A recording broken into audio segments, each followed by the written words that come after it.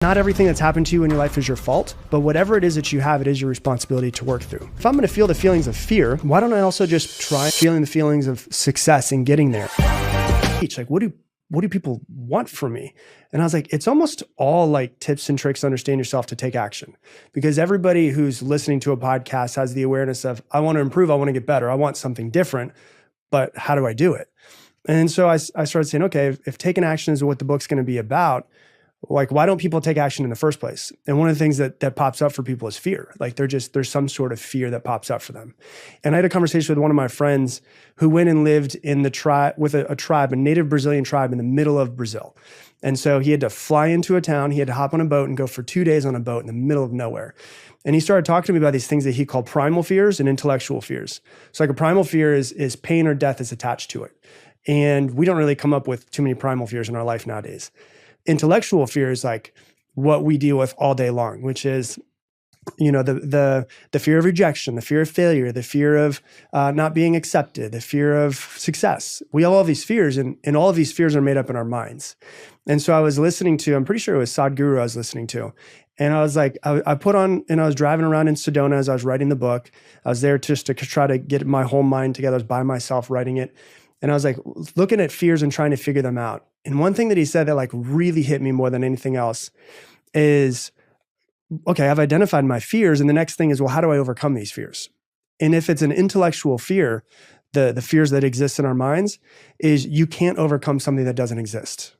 And so we basically wake up in the morning, we create the boogeyman, which is like the fear of success, the fear of failure, whatever it is. And instead of actually taking the action that we need to and focusing on what it is that we want, we take all of our focus and put it towards trying to overcome this fear, when in reality, the fear doesn't even exist in the first place.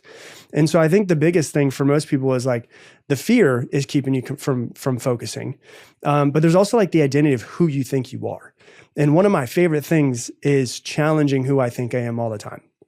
Like I love the story, and I put in the book, of Jim Carrey when he decided to be in Man on the Moon. And The Man on the Moon was a movie where he ended up playing Andy Kaufman. And there was a whole documentary that was done on this, and they curbed it for like 20 years because it was so off the rails of how crazy he went. And what he did was it's a documentary called Jim and Andy that's on him playing the role on Man on the Moon. So Andy Kaufman was a guy who was once alive. And the crazy part about Andy Kaufman is he also played other characters. So it was Jim Carrey playing Andy Kaufman, who played like Tony Clifton and other characters. But the thing that happened with him was that he would never break character.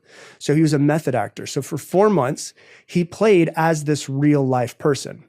And even to the point where his driver that would pick him up in Hollywood and drive him to his house said that whoever he was playing at the time that they stopped recording, whether it was Andy Kaufman, Tony Clifton, he would play that person the entire day when he was driving him home that night, and he'd pick him up and he was still the same person, not Jim Carrey anymore.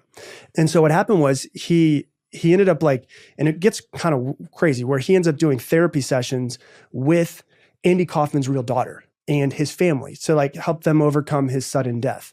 And so what happens is they stopped recording 4 months later, and he's like, I don't know who I am. And he lost who he was. And he's like, I don't know my beliefs. I don't know what makes me happy, what makes me sad, what pisses me off anymore. He's like, I've kind of just lost who Jim Carrey is. And that's kind of like his spiritual awakening that you've seen him go through over the past 20 years. And he realized, if I can lose Jim Carrey, then who the hell is Jim Carrey?